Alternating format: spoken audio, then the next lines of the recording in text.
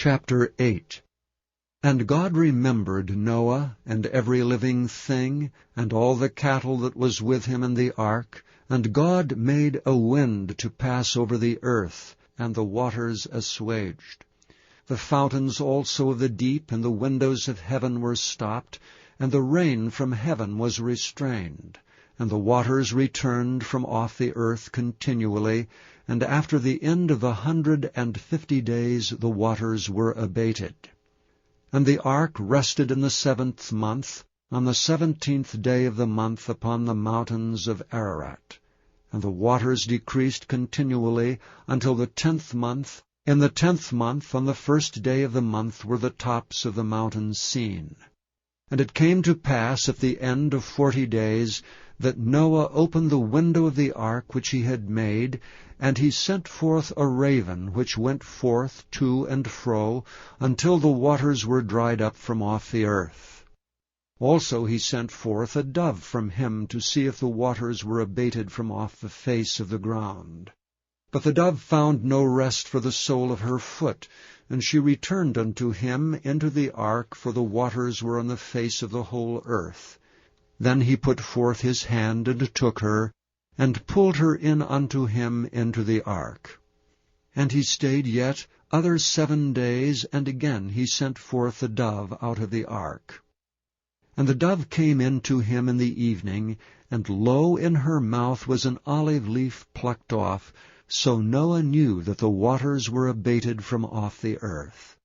And he stayed yet other 7 days, and sent forth the dove, which returned not again unto him any more. And it came to pass in the 601st year, in the 1st month, the 1st day of the month, the waters were dried up from off the earth. And Noah removed the covering of the ark, and looked, and behold, the face of the ground was dry. And in the 2nd month, on the 27th day of the month, was the earth dried. And God spake unto Noah, saying, Go forth of the ark, thou, and thy wife, and thy sons wives with thee. Bring forth with thee every living thing that is with thee of all flesh, both of fowl and of cattle, and of every creeping thing that creepeth upon the earth, that they may breed abundantly in the earth, and be fruitful, and multiply upon the earth. And Noah went forth, and his sons, and his wife, and his sons' wives with him, every beast, every creeping thing, and every fowl, and whatsoever creepeth upon the earth after their kinds, went forth out of the ark. And Noah builded an altar unto the Lord, and took of every clean beast, and of every clean fowl, and offered burnt offerings on the altar. And the Lord smelled a sweet savour, and the Lord said in his heart, I will not again curse the ground any more for man's sake, for the imagination of man's heart is evil from his youth, neither will I again smite any more everything living as I have done.